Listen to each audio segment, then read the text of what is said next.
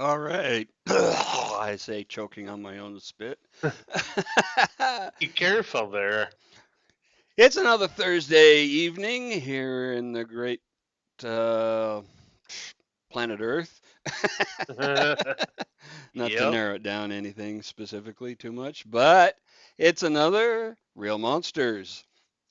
And I am the host, S.K. Barrett, and joining me, as always, my ever faithful co host, Wes Hobrick. Hello, hello, hello. And we Yeah. go ahead. Oh, I was just gonna say we got more on Chikatilo for you tonight, but Yes, yes, we do. We had a show so packed that it couldn't be done in one episode.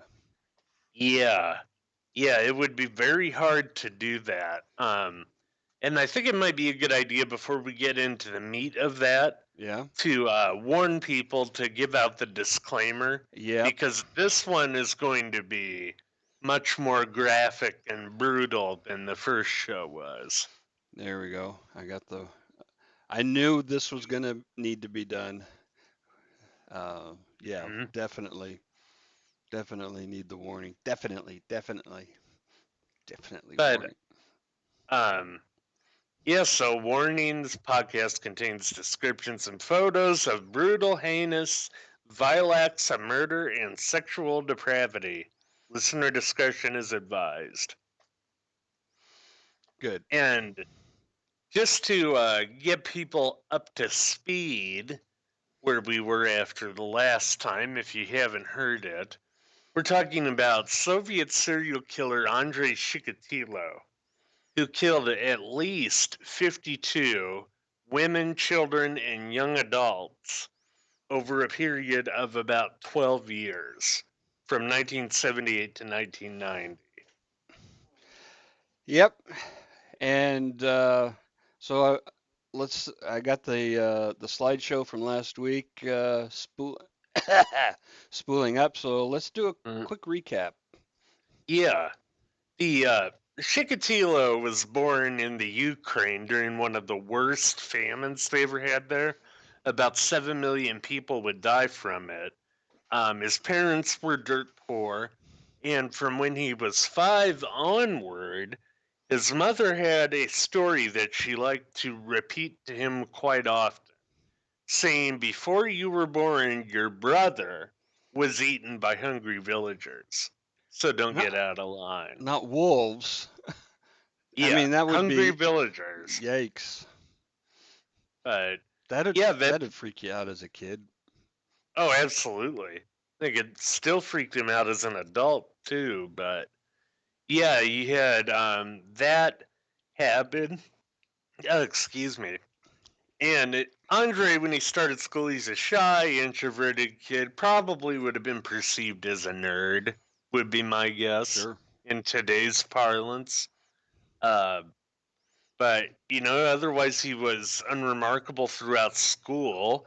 He wore thick Coke bottle glasses from when he was 30 onward, but he had been nearsighted his whole life before that. It's severely nearsighted. So he gets done Yeah. It with. still astonishes me that he got through school that way. Oh, yeah. Yeah, I would be curious to find out how he did that if I could. Yeah. But yeah, so he gets through school like that. He tries to get into Moscow University, very prestigious. He doesn't get in there because of his grades, but he thinks it's because of his father's war Mm. service during World War II, which his father was captured by the Germans and remained a POW. So you have that going on. So he sets his sights a little lower, goes to a technical school, gets a engineering education, and becomes a telephone engineer in Russia, which gave him his first place with electricity, a toilet, and running water. Wow. Um, yeah. So after a while, his family moves from Ukraine over to where he is in Russia. They find their own place, and his sister gets married to a local man. And meanwhile, she's trying to marry her older brother off too. Um, but she's having no luck until she met, or until she introduced him to her friend Fenya in 1963, which we had that picture up. And her and Chikatilo would go on to get married, even though he couldn't look her in the eye for a long time, and he would always blush very noticeably around her. But somehow they got through it. They got married. That's It, astonishing. yeah, it really is. But yeah, they had two kids too, which is plenty weird as well, considering that Chikatilo was severely impotent. Um, there's theories that he basically would ejaculate on his hands and implant it that way. Wow. But then there's also reports that at night he would try to inseminate his wife using a inanimate object in his What? yeah.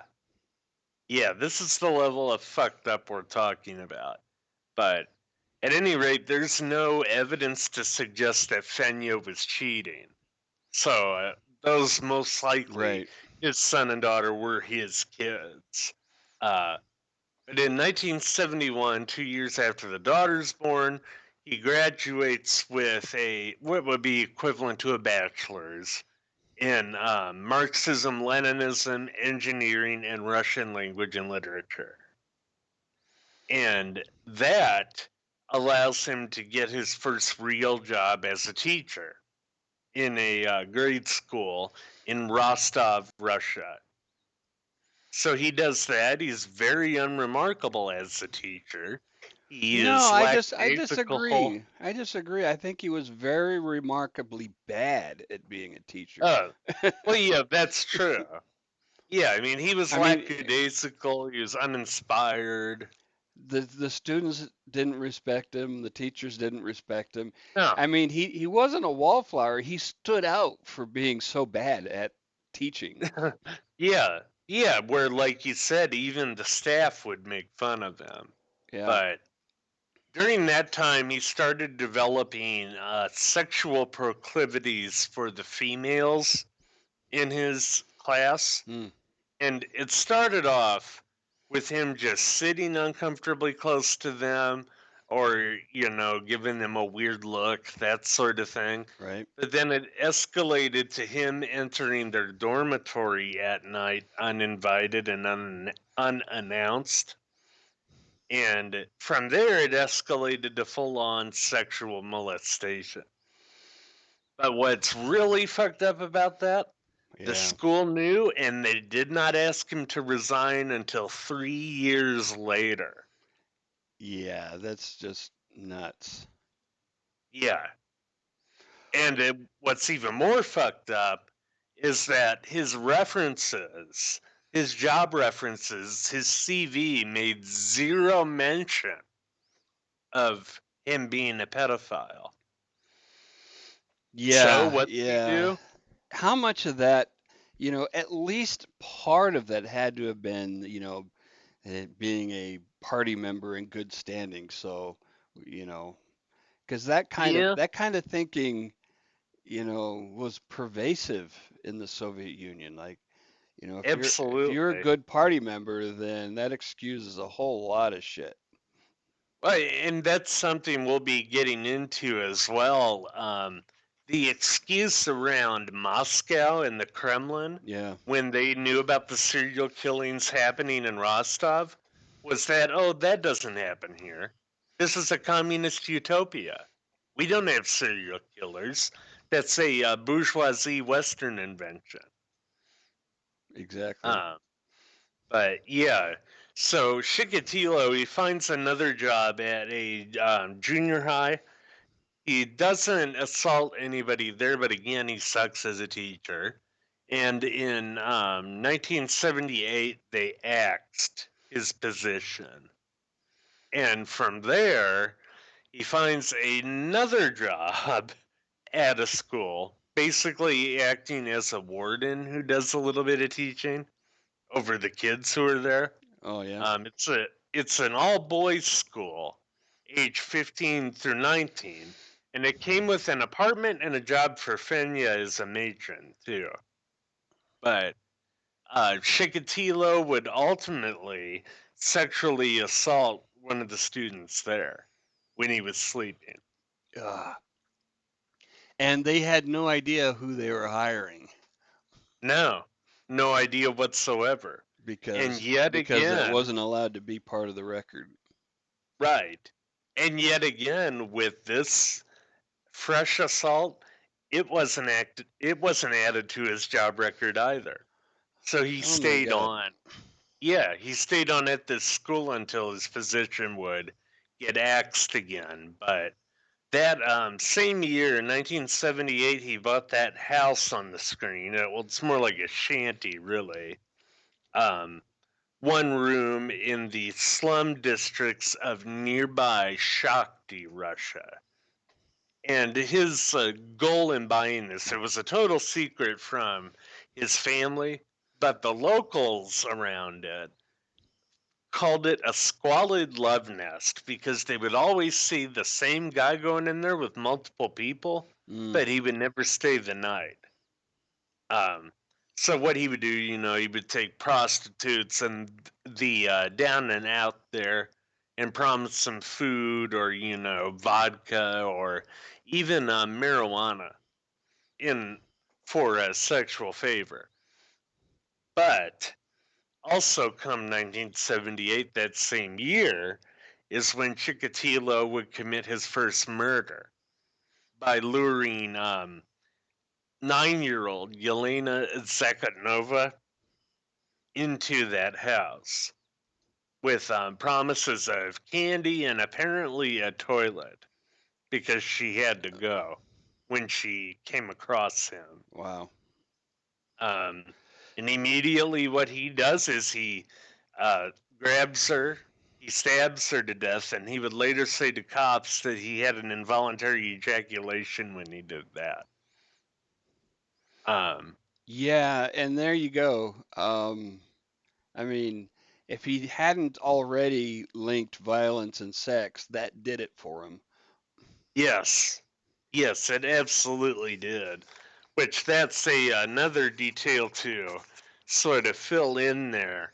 When Chikatilo was 15, he pushed one of his sister's friends to the ground in a crude attempt to be sexual with her. But he, again, couldn't get an erection and he felt bad about it, he said. So he vowed to stay pure till marriage. But he also said that that was the time where he knew for certain, like you said, that he gets off on seeing people suffer. Right. But yeah, And and when those pathways are mhm. established in the brain, they are almost impossible to undo. Oh, absolutely. I mean, you would need something, I would think, equivalent to that famous scene in A Clockwork Orange Yeah, to undo that. aversion therapy kind of Electroshock. thing. Yeah, but yeah, after her murder on December 22nd of 1978, he dumped her in a nearby river where her body washed up 2 days later. And I think this might be the most offensive thing to me out of this story. The police questioned this guy Oh, yeah, 8 times. yeah, they had him. They had him in their Yeah, grasp. And it's not like Bundy, because they caught fucking Bundy in Utah, and they put him in jail in Utah, and they tried him in Colorado, and they had him in jail in Colorado, but he escaped. This isn't like right, that. This is like they had this motherfucker in their hands, and they let him go right. eight times. Yeah, 8 separate times. I mean, the neighbors kept pointing him out and saying that the night she disappeared, the light in the squalid love nest was left on all night. Um, there was also even a blood trail leading to the Jesus. house. Yeah, And but why did they let him go? Fenya Oh, provided him right. a bullshit alibi. Why would she do that? I honestly don't know if she just didn't want the attention, you could say, the added pressure The with the something like that. the shame, loss of income, all of that, maybe. Yeah, yeah, I think those would be fair assumptions in looking at it. But yeah, I mean, that was the Yelena Zakatnova murder, and ultimately the wrong guy would be arrested, tried, and then shot by firing squad for it. But what's interesting about that, Yeah, Chikatilo said after they caught him that he never knew that they caught the wrong man for that and really. killed him. Yeah, it's almost like he felt a little bit of remorse or shame because of that fact. Um, but still, I mean, he's still a psychopath. So There's there's no here's doubt. up on the screen now is the guy who took the fall. Alexander Kravchenko Yeah. was his name. But yeah. So this murder he made him feel invincible, really. And the next one we're going to be looking at come 1981, a 17-year-old by the name of Larissa, who was sitting at a bus stop waiting to be taken back to her boarding school. And Chikatilo, being out hunting again, basically came up to her and said, "Hey, you want to have a good time? I got pot, I got vodka, I got everything else." And she went with him into the Wow. woods. And this was the first one that he actually, not just cutting her open and gutting her, but he actually mutilated parts of her with his teeth. Wow. Yeah, that's yeah, Freud would have a whole lot to say about that. Yeah, absolutely. But yeah, and this one, it would also leave a problem for the Russian police to confront. And what was You that? see, the blood that was left by the suspect at the scene, Oh, right. Yeah, the blood type. yes, was one type, and Andrei Chikatilo was part of the 20% of the population who are known as non-secretors. And what that basically means is the only way you can get their actual blood type is by taking a sample of it. You can't get it from semen, saliva, or other types of bodily fluid. Right. So you couldn't get it from the evidence that he left. So they had a semen sample, right? And Yes, when they did a blood type comparison to Chikatilo, it didn't match. That's right? correct. Yeah, And so they figured it wasn't him. right, right, exactly. And they just, they moved on there.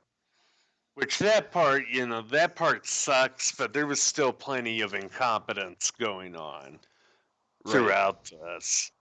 But yeah, it's 1982 by then, and the police, the locals in Rostov, local police, pretty much knew they had a serial killer. But again, the official response out of the Kremlin was basically that no, this doesn't happen here. It doesn't happen in a worker's paradise where from each according to his ability to each according to his need is our motto. Well, Um, and it's I think it's informative to for people to understand how much fucking bureaucratic oversight was layered on top of a small town police investigation. The, Oh, the fact absolutely. that the Kremlin even had an opinion on this is telling. Oh yeah. Yeah, I mean there's no doubt about it. But yeah, some of the local police had some pretty interesting theories too before they settled on the serial angle. Don't forget that this is the time that in the West, the Satanic Panic was very active. Yeah, And I never knew that it spread to Russia. oh, I But didn't know one that. of but one of their main theories with this was that it's a satanic cult mutilating bodies. Oh, wow. And there was a period where they wanted him to investigate homosexuals too.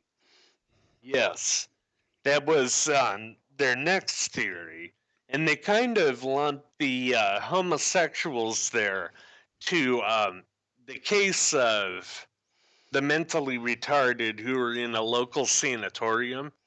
They thought there was a gang of them Oh, that was really? going around and doing this. Yeah.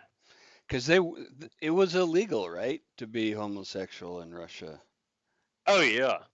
I Yeah, believe. and they're still actually fighting some of that today if you look at the headlines. But um, yeah, the police, after the gay thing and the sanatorium, dubbed the case the case of fools.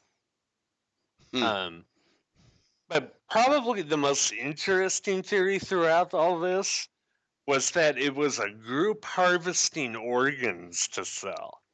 Really? Yeah, yeah. That But was the but there police theory. weren't missing organs, were there?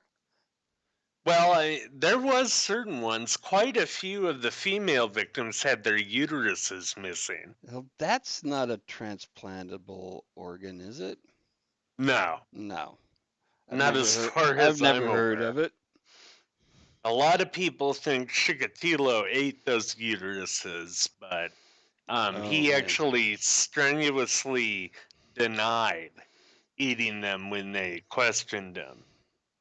So, not sure what to think there. But what else was interesting there?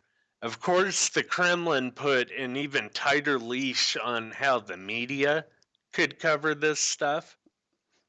So, what happens when the public sees these things happening, but they're not getting good information from the media? They're not Well, getting stuff they how would feel they they can expect it? Who trust. would how do you live in the Soviet Union and expect solid information from your media? Oh, exactly. Yeah, I there's mean, that too. the Pravda and all of that, everybody knew that it was propaganda. It wasn't a secret. Right. So, what happens with that thought being in their heads? They come up with their own conspiracy theories, Right, right? absolutely. And the main one that I found that was really interesting here, I thought, they were thinking that upper level party officials were kidnapping children, putting them in the back of black limousines, and selling them into sex slavery. Hmm. Well, the reason that's interesting, I thought, it really parallels something like Pizzagate in the current conspiratorial bullshit floating around.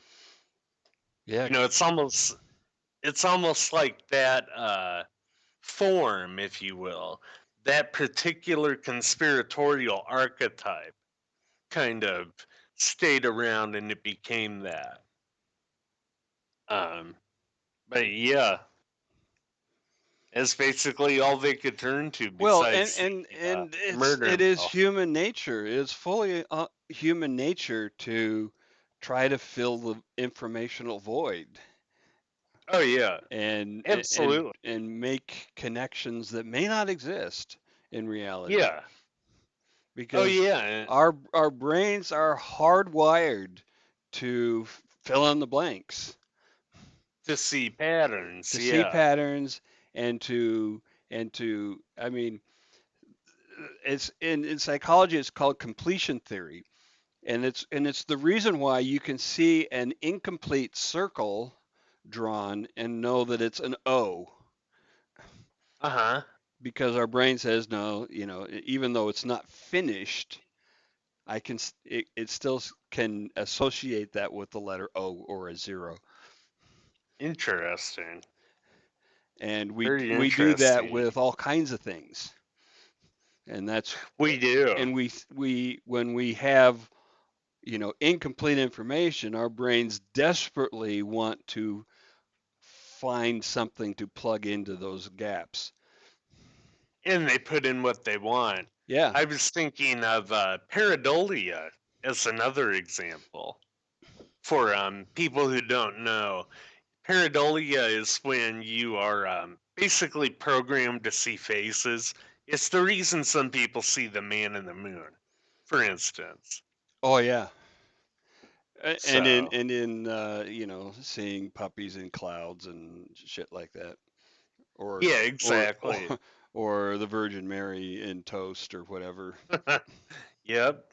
Or like we have here in my town, Jesus giving somebody a hug in a tree. Oh It's a really? it's a growth off of a tree, but yeah, the main detective, Bukhanov, had a quote where he said the killer cut abdomens and amputated breasts. Um, Mm. and then other stuff like nipples he would remove by teeth. And all the bodies so far were found close to railroad tracks or train stations, which will get more important Yeah. as we move on. I want to say something about the biting, Uh huh. and possibly eating. Um, and because I think this guy Chikatilo is different than other cannibals that we've talked about in the How se- so? well, s- sometimes or a lot of times the cannibals consume their victims to be closer to them, to be Very true. to incorporate them into their own body.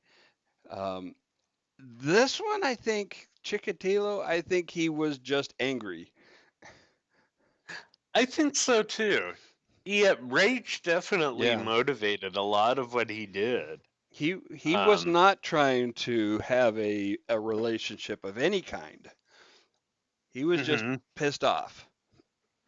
Pissed off, and then it's almost like a displaced childhood curiosity too, when they never had enough to eat. You Mm, know. yeah. Yeah, Um, starvation can affect you forever. yes, and then somehow it got sexualized along with his sadism. But yeah, I mean that's him. I was just looking to where I was on the notes here. Well, police, in the meantime, one thing that Rostov police had, even though they were under equipped in terms of training to deal with somebody like Chikatilo, Yeah. one thing they did have was numbers.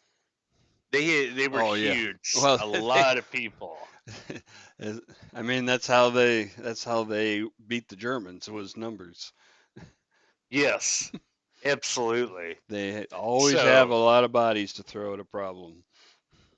oh yeah. And so they cast a wide dragnet that way, putting a lot of uniformed police out at these different rail stations. And ultimately, that strategy would pay off as they get further down it. Basically, what they did was they put the uniforms out at the major ones, and then at minor stations, they put plainclothes officers in hopes of him being funneled to one of the minor ones, which would make him easier to catch.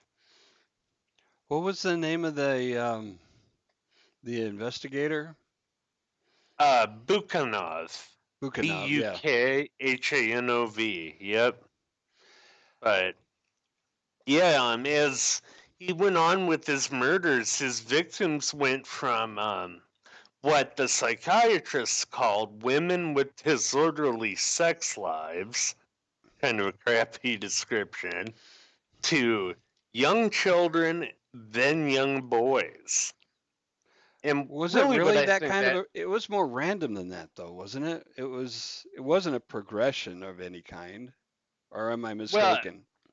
I mean, it was escalation, I think, but his victimology definitely became more opportunistic, I think, Mhm.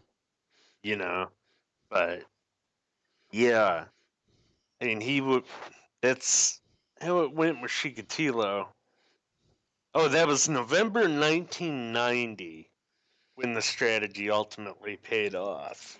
November 20th. And what happened there? Um, a police officer observed Chikatilo washing his clothes and shoes to get blood off, right? Oh, So he, yeah, what? yeah, At the train yeah, station?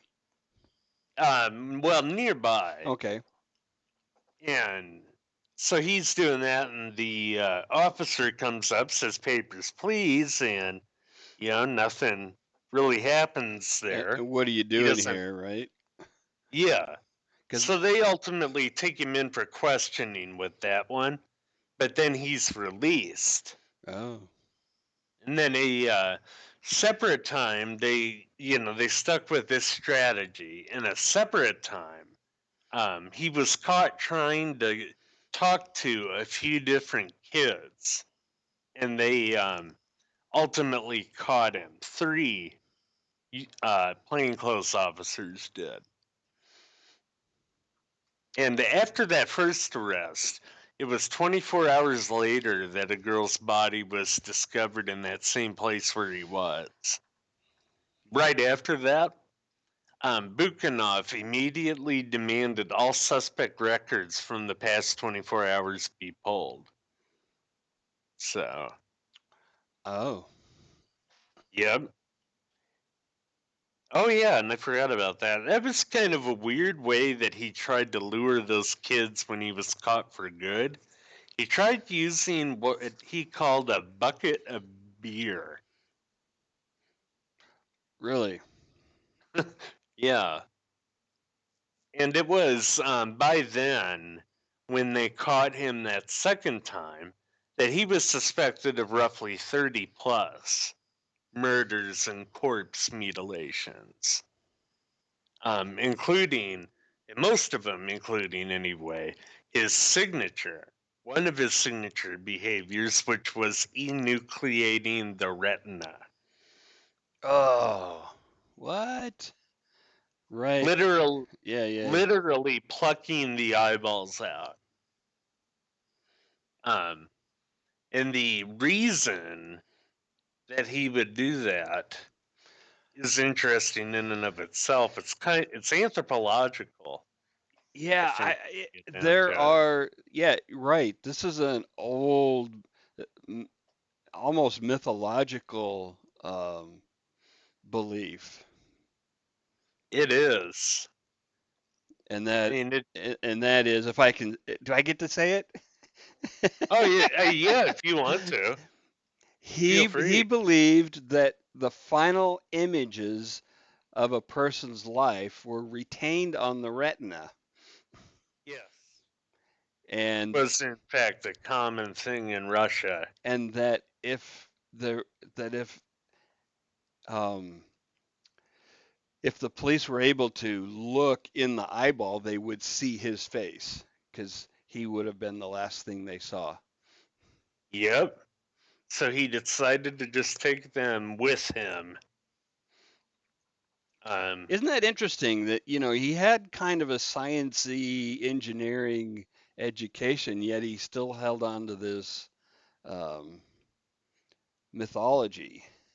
he did, and in fact, the only way that he actually broke from it was when the psychiatrist there was a psychiatrist who did a profile of Chikatilo as these murders went on in the late 80s. Right. And when they caught him in November of 1990, they called this same shrink in to try to get him to talk because he just wasn't talking.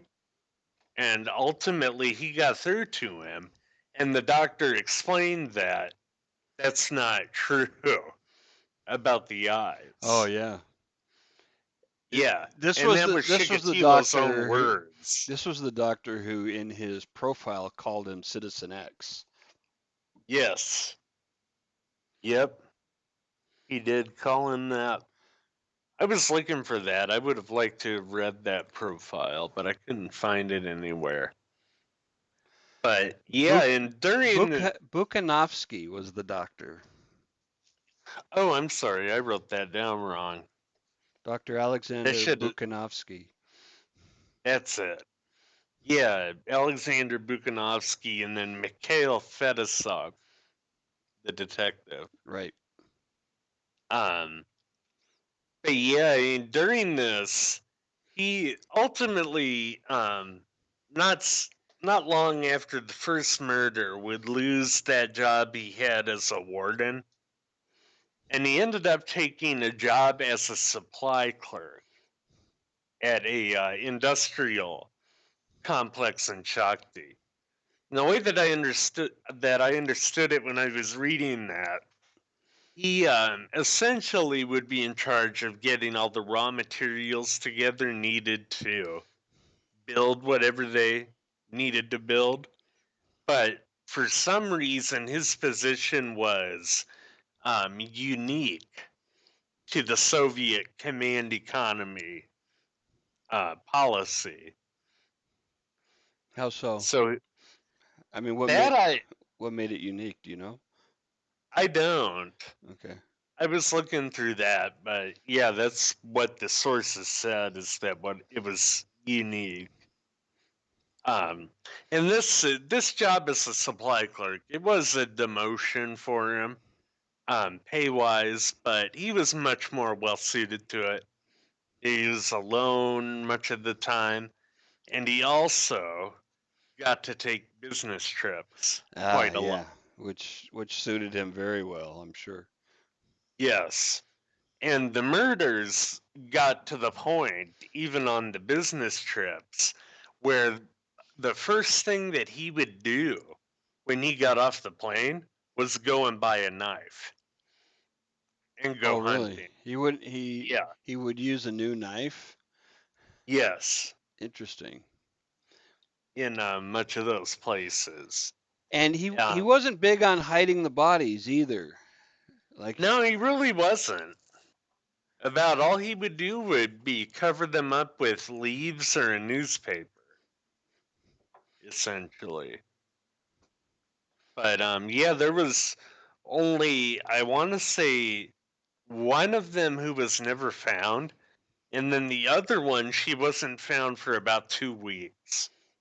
So she was basically skeletal by then because it was summer oh, and humid as hell and in animals. Russia. Yes, yep, and the critters too. So Now, did did he ever was he ever asked to try to locate the missing one? um, he, I'm sure he was with that. It was actually his first male victim, who was the missing one. Mm. I'd have to get that name back up here. But yeah, after they caught him in 1990, he shed light on, well, like we said, another roughly 22 murders that they didn't know about. Wow. And then, and ultimately, too, throughout this investigation, the Soviets would end up solving 1,000 unrelated crimes. Now, how So does that there's work? that. You So know, I because of what? Because they were looking for him, but they found other people. yeah. Okay. Well, that and like I said, they cast a very wide dragnet with all of that. So they were likely, bringing in all kinds of Oh, classes of criminal gotcha. to try to find out who the Rostov Ripper was. But yeah, and once they caught him, once Vukanovsky got him to start talking, he didn't stop. He just didn't. And he showed so much more to them that they didn't know. But ultimately, when they took him to trial, which we have a picture of, they had to put him in a steel cage in the courtroom. So remember, we're talking about the families of at least 52 people Yeah, who were in there, plus the public. And they were basically, throwing all manner of shit at him and cursing and spitting and everything. there he is in Uh, the jail cell or in the yep, courtroom cell. yep. He doesn't look all that bothered. No, no, and his conduct through the trial was very interesting in and of itself. Um, the judge actually took 2 days to read all the indictments against Chikatilo. Good heavens. Yeah. And then throughout the trial, Chikatilo would yell at the judge, loudly proclaim his innocence. He would insult the judge. He even, on several occasions, dropped his trousers and waved his genitalia at the crowd. Well then. Yeah, yeah. What did it? And he would, What the hell? I mean, that seems such a departure because he was kind of a, wallflower kind of a guy, right? yeah, oh, In all absolutely. the rest of his life, and now he's showing off in the courtroom. Oh, That yeah. seems really bizarre. I mean, Eh, you have a guy like a Bundy. He was a show off all the time. He always wanted attention. yeah, So yeah. when Bundy was acting up in court, that was just typical. This is really different behavior for this guy. Yeah. Oh, yeah. It's way out of character for what he was known for. But it's almost like he was keeping all of that energy back for so long that it just sort of finally exploded on Yeah, it him, could be. you know? And it's like, Eh, what's there to lose, right? yeah. Yeah, I mean, he would literally Holy just cow. drop trow and wave his genitalia at the crowd, shouting, look at how horrible it is, and God cursed me with impotence and all this. But, Well, it wasn't God, it was his mom. yeah, essentially. But, yeah, I mean, they actually tried him on 53 counts, but only found him guilty of 52. Wow. Uh, I'm honestly not sure what happened with the remainder because, like I said, he actually confessed to 56 Hmm. murders. Well, Uh, maybe they just didn't have enough evidence on those. well, I mean, they I, didn't have enough evidence on the 53rd one, and yeah. they still brought it. But yeah, I'm not totally sure with that. But so they find him guilty and order execution. So they send in a special elite soldier from the Ministry of the Interior in Moscow. And I bet those guys were just, chomping at the bit Oh about who man. gets to actually kill this piece of shit, Andrei Chikatilo. But Right. they got one, and in 1994, they marched him into a soundproof room and put a bullet in his head behind his right ear. So, what was the time? How long was he in jail before they shot him? That would have been 4 years. Yeah, not too long. Nope. Rather speedy for that administration of the death penalty. You know, um, I gotta, I have strongly mixed feelings about the death penalty. Mostly, most of my objections to it have to do with, you know, killing the wrong people too often. Uh huh. Um, that's not happening here. No. They got the right guy. Yeah, he unequivocally deserved it. Um, his victims were ages 9 all the way up to 45. Like we said, opportunistic killer, Yeah. driven driven by profound rage over his impotence, and then sexual sadism to boot. And it's really a good question too, whether he was acting crazy during his trial to try to get off of the death penalty. Um, Do they have in Russia a, you know, insanity plea? Insanity plea. They do. Okay. They do, but all the doctors who tested him said he was perfectly sane. A psychopath, sure, but sane nonetheless. Yeah, yeah. You can't, and besides, once you get into the trial, it's too late for that. You can't pull your Ye- antics then and try and get your, your insanity plea in. Yeah. Oh, exactly. That never works. It almost always backfires. Yeah. Another interesting thing about him, and there's been some literature that correlates this with violence, was his extreme social isolation and desperation, Oh or yeah. deprivation. I'm Uh, sorry. Right. We kind of glossed over that today, but we went into that in depth last week. Hmm. But yeah, he was left absolutely alone for long stretches of time as a child. Absolutely. During those formative years, and even when you get into his life as an adult, it still happened. Although it was absolutely his choice when it happened then, Right. because he could have been better to his fellow people. Yeah, but I've come to appreciate a little bit just how much.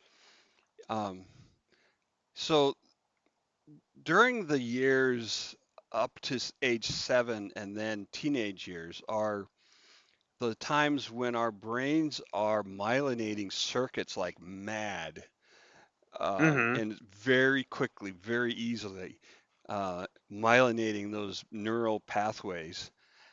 And then we spend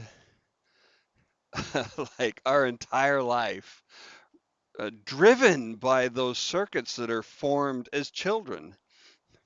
So Oh yeah, essentially, we live our lives as adults based on our childhood experiences, and wow. it's really tough to change that. I mean, it can be done, but it takes a very deliberate effort over a period of time Hmm. because those circuits become so fat with insulation. Those are very easy to, um, our brain just wants to run down those pathways.